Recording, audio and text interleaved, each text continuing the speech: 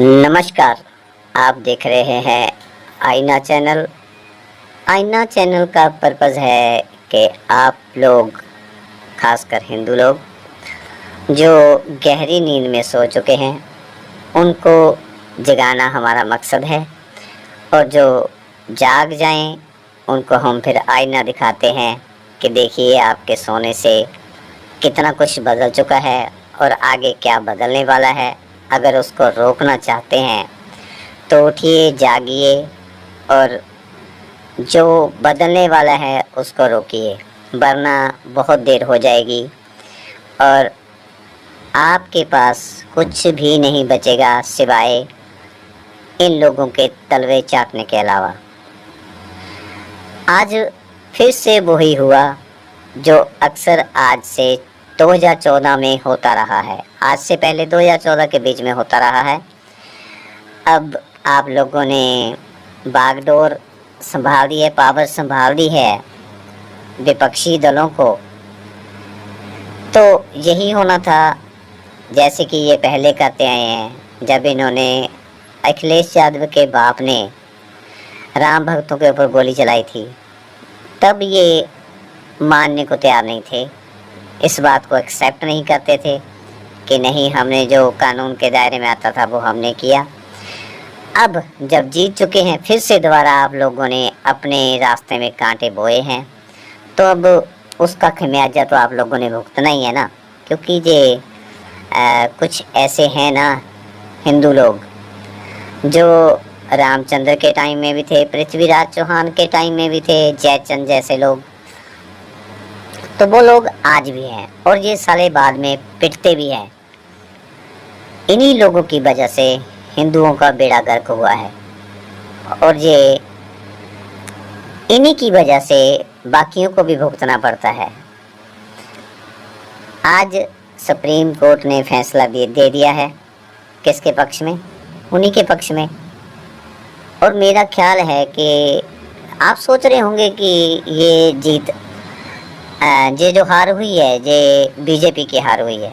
नहीं, बीजेपी की हार नहीं हुई है, आप लोगों की हार हुई है। आप हारे हैं, हिंदू हारा है इसमें। अरे योगी आदित्यनाथ को क्या पड़ी है इन लोगों से लेके खाने की?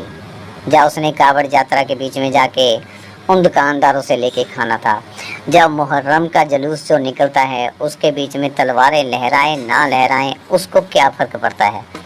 फ़र्क पड़ता है आप लोगों को। जब आप लोगों के घरों के ऊपर पत्थर फेंके जाते हैं, तलवारों से आपको डराया जाता है, तब आप लोगों को फ़र्क पड़ता है, ना कि बीजेपी को फ़र्क पड़ता है। बीजेपी जो भी कानून तैयार करती है वो आप लोगों के हित में तैयार करती है, लेकिन आप लोगों की समझ में नहीं आता है।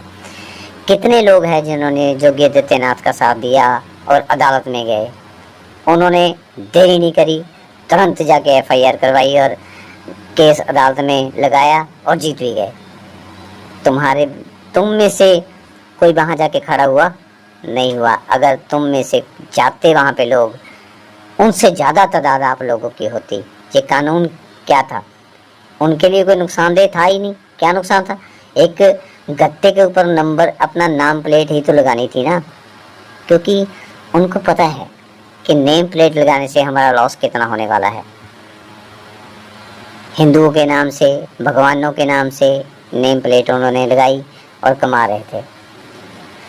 लेकिन अब जब मुहर्रम के ऊपर जोगी जी ने ये बोला कि हथियार नहीं लहराए जाएंगे, तब विपक्षी दलों में से सालों कुत्तों में से कोई भी नहीं बोला। उस वक्त ओवैसी भी कुत्ता नहीं बोला। अब वो बोल रहा है कि ये उसको बढ़ावा दे रही, छुआछूत को बढ़ावा दे रही बीजेपी। तब कहाँ था जब उसने मुहर्रम के ऊपर बोला था कि हथियार नहीं लहराने हैं?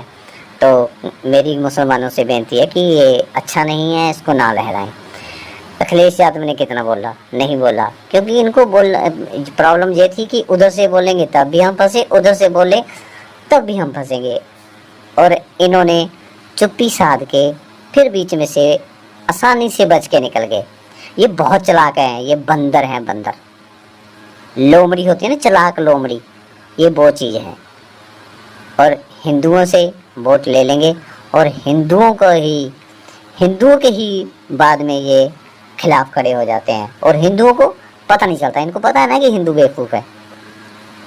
और हिंदू अब भी जो जिन्होंने इनको वोट दिया ना, अब भी वो चतराए नहीं जाएंगे, अब भी इन्हीं के बारे में कोई ना कोई और निकाल लेंगे अपने लिए कि नहीं वो तो ऐसा था, वो तो वैसा था। जैसे राहुल गांधी ने बोल दिया कि हिंदू हिंसक होते हैं, उसके बाद डिबेट के बीच में इनके साले नेता जो है ना भड़वे, वो क्या बोल रहे हैं, वो बोलते हैं कि वो तो बीजेपी को कह रहा था। बीजेपी को तो उसने उसी वक्त उसी मुंह पे बोल दिया कि तुम पूर्ण हिंदू नहीं हो, तुम हिंदू नहीं हो। तो जब उनको तो बाहर ही निकाल दिया कि वो तो हिंदू नहीं है, फिर बच्चा कौन? वो जिन्होंने उसको वोट डाली, उसको कहेगा वो। जिन्होंने वोट नहीं डाली उनको कह रहा है। बीच में वो भी आ गए जिन्होंने वोट उसको डाली, लेकिन ये हिंदू की समझ में कहाँ आएगा। ये तो होता ही रहेगा तुम्हारे साथ। करो, भरो, तुम ही लोगों ने तो ये कांटे बीजे हैं, अब भरो, भुगतो इसको।